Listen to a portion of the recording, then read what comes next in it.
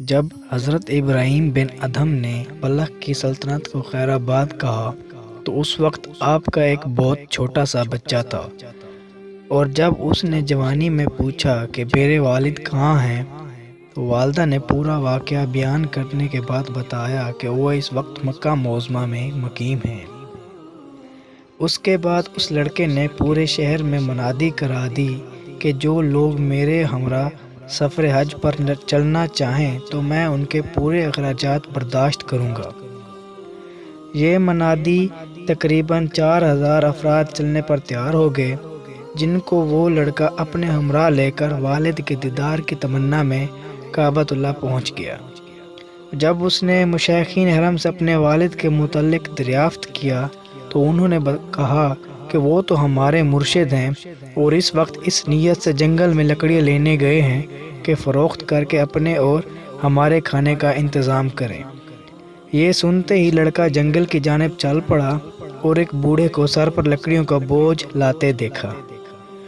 گو فرط محبت سے وہ بےتاب تو ہو گیا، لیکن بطور سعادت مندی اور ناواقفیت کی خاموشی کے ساتھ آپ کے پیچھے بازار پہنچ گیا۔ اور جب وہاں جا کر حضرت ابراہیم نے آواز لگائی کہ کون ہے جو پاکیزہ مال کے عوض پاکیزہ مال خریدے، یہ شخص نے روٹیوں کے عوض میں لکڑیاں خرید لیں، جن کو آپ نے اپنے ارادت مندوں کے سامنے لے جا کر رکھ دیا اور خود نماز میں مشغول ہو گئے۔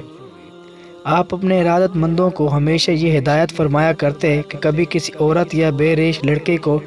نظر بھر کر نہ دیکھنا، اور خصوصاً اس وقت بہت محتاط رہنا جب ایام حج کے دوران کثیر عورتیں اور بے ریش لڑکے جمع ہو جاتے ہیں، اور تمام افراد ہدایت کے پابند رہتے ہوئے آپ کے ہمراہ طواف میں شریک رہتے۔ لیکن ایک مرتبہ سالت طواف ہی میں آپ کا لڑکا سامنے آ گیا اور بے ساختہ آپ کی نگاہیں اس پر جم گئیں، اور فراغت طواف کے بعد آپ کے ارادت مندوں نے عرض کیا کہ اللہ آپ کے اوپر رحم فرمائے، آپ نے جس سے باز رہنے کی ہمیں ہدایت کی تھی اس میں آپ خود ہی ملوث ہو گئے، کیا آپ اس کی وجہ بیان کر سکتے ہیں؟ آپ نے فرمایا کہ یہ بات تو تمہارے علم میں ہی نہیں ہے کہ جب میں نے بلخ کو خیر آباد کہا تو اس وقت میرا چھوٹا سا بچہ تھا، اور مجھے یقین ہے کہ یہ وہی بچہ ہے۔ پھر اگلے دن آپ کا ایک مرید جب بلخ کے قافلے کو تلاش کرتا ہوا وہاں پہنچا تو دیکھا کہ وہی لڑکا حریر کے خیمہ میں ایک کرسی پر بیٹھا تلاوت قرآن کر رہا ہے، اور جب اس نے آپ کے مرید سے آمد کا مقصد دریافت کیا تو مرید نے سوال کیا کہ آپ کس کے صاحبزادے ہیں؟ یہ سنتے ہی اس لڑکے نے روتے ہوئے کہا کہ میں نے اپنے والد کو نہیں دیکھا،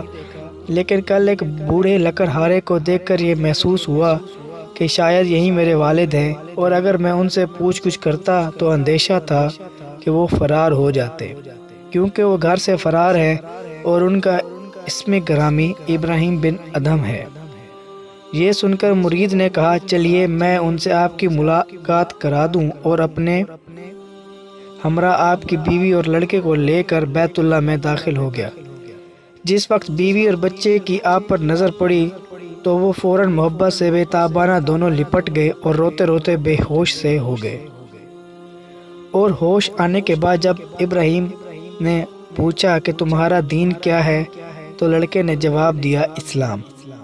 پھر سوال کیا کیا تم نے قرآن کریم پڑھا ہے؟ لڑکے نے اسباب میں جواب دے دیا۔ پھر پوچھا کہ اس کے علاوہ اور بھی کچھ تعلیم حاصل کی ہے؟ لڑکے نے کہا کہ جی ہاں۔ یہ سن کر فرمایا کہ الحمدللہ۔ اس کے بعد جب آپ جانے کے لیے اٹھے تو بیوی اور بچے نے اصرار کر کے آپ کو روک لیا، جس کے بعد آپ نے آسمان کی جانب چہرہ اٹھا کر کہا الہی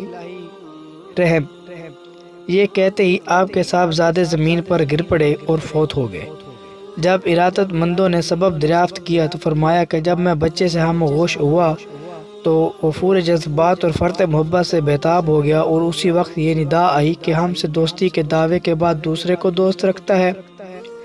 یہ ندا سن کر میں نے عرض کیا کہ یا اللہ، یا تو لڑکے کی جان لے لے یا پھر مجھے موت دے دے۔ چنانچہ لڑکے کے حق میں دعا قبول ہو گئی، اور اگر اس پر کوئی اعتراض کرے تو یہ میرا یہ جواب ہے کہ یہ واقعہ حضرت ابراہیم علیہ السلام کے واقعے سے زیادہ تحیر خیز نہیں، کیونکہ انہوں نے بھی تعمیل حکم میں اپنے بیٹے کو قربان کر دینے کی ٹھان لی تھی۔